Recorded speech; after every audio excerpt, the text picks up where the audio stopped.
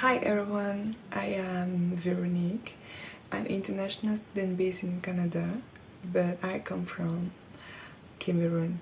And today, I am going to tell you a little bit more based on my experience, how my visa application went, how the whole procedure went from the beginning. I'll try to remember as much as possible, but I don't have any paper, so I'll kind of like go backward and forward, but I'll try my best to tell you as much as possible all the information that I gather. And after, when I will be posting the video, if you see it and if you have more questions about it, I will try my best, or even I will really, based on my experience, explain to you in detail how it went. Yeah. Stay tuned. Okay.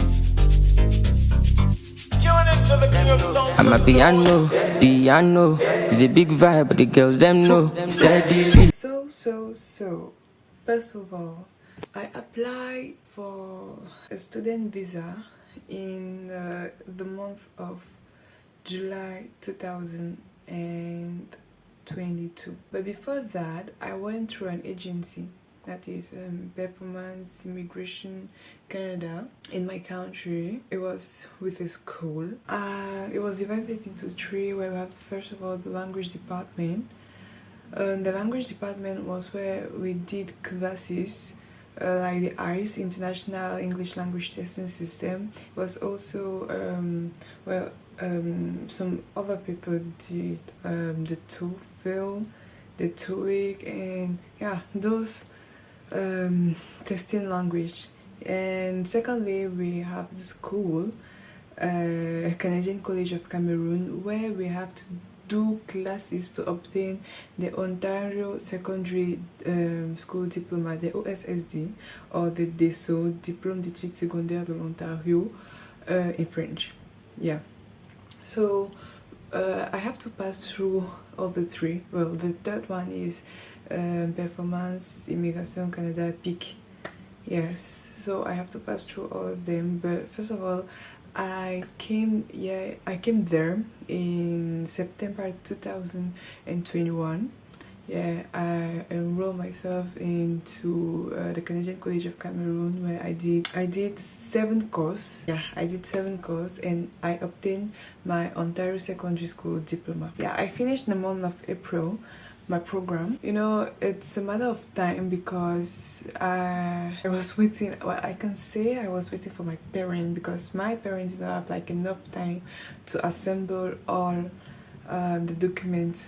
I have to wait till they get enough of time to assemble the documents that were required. So I will just put the list of documents just right here. In the month of ending June, I assembled all the document required, and I just gave them to the one responsible for my visa procedure. And then the 5th of July 2022, I received the confirmation that my documents were sent. From the 5th of July 2022, a day later, I received a demand for my biometry, and then we booked an appointment, and it was in the political capital of Cameroon, Yaoundé. So I went there, and it was the 25th of July. Yeah, 25th of July, I went. The queue was, oh my god, I could not even talk about it. I cannot even talk about the queue. But on the 31st of August, 31st of August 2022, I received the confirmation that I have to do my medical examination. By that time, when the RCC asks you to submit your medical examination, it means that you're good. You're like, you're good, you're very good. You did like 95% of the work. If you don't have any problem about your health and stuff like that, then you're good. Because when the RCC asks you to do the medical examination or the checkup, means that all is good. So yeah, so on the 7th of August 2022, I went for my medical examination. They took my blood. There was like a sort of test where we have to evaluate your sight. So we have to take like parameters, your height, your weight, your temperature, stuff like that. And we also have to do X-ray. Yeah, so to I don't know if they would like to see your lungs and also your back and stuff like that. So yeah, I did all of that and it went pretty unwell. It took like practically 1 month and 2 weeks again. The email that, yeah, they sent my confirmation, they sent my biometrics, they sent I think one other document that I would just put here. Yeah, I would just put here where they sent. And I applied for the September intake, but I received my confirmation on ending October. What I did was that I canceled my September intake and I forwarded to I put it to the January intake. Yeah, so I put in the January intake and I received another admission letter. Yeah, I received another admission letter from the school. All was set. I just have to wait. I traveled with my father. Yes, because he did not want to leave me hold on. So the time was left for him to choose an appropriate date where he could have like 1 week rest so that we can go. On the 27th of December we went. So that's it. Well, I just I just made a brief story in like 12 minutes, whereas it was pretty much long. It was practically 7 months. Yeah.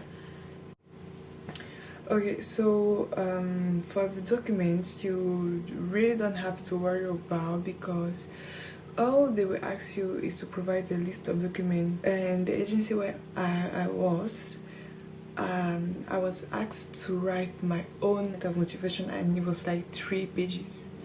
But when you write your letter of motivation, you have to pass through the agency, well, the one that's in charge of your procedure. He's the one looking up again and again and again to like add more information about yourself or to remove the irrelevant information. Write my own letter, it was like 3 pages, and when he saw the because I was really like, I have to motivate. For a student, we were asked to open an account. So during the visa application, I have to open an account here in Canada, and I chose CIBC Bank. I chose the CIBC Bank, and from back in my home country, we have to create an account. We have to deposit the money inside the account and transfer in my account that was here. And it varies, but I think at least it has to be 10,000 Canadian dollar. That was like 5 million francs CFA in my country. Well, when going through an agency is quite more expensive. The advantage of it is that you don't have to worry about anything. Even if you got the refusal, that's what I want to say. Even if you got the refusal, they will try again and again. Some school require like a secure seat, if I have to say it like that. You have to pay to secure your seat normally. In my school, when I had my admission, there was like a deadline that I have to pay the first and the second semester. And also, one of the advantage that I don't have a list. All is in my head. I don't have a list, so yeah, I'm like going backward, forward. And also for the housing, well, some people opt for the campus, but the campus is quite expensive. It's like it is expensive, yeah. And there are some rules and regulations that for the first year, you know, you wouldn't like to be stopped. Yeah, so I did not opt for it. So back in my home country, I went on Kijiji, because I think Kijiji is the best site to look for an apartment so far. yeah, Kijiji. You definitely have to use Kijiji. I used the site to look for basements. I found some, and well, some agency. Well, my own agency was also providing SIM cards before you arrive. Before you arrive in Canada. So I think the director, or I can say the founder, she lives here in Canada. She was the one providing configured SIM cards. Yeah, she was the one providing configured SIM cards, and that was it. And also, if I miss some parts, I would definitely want to answer a question.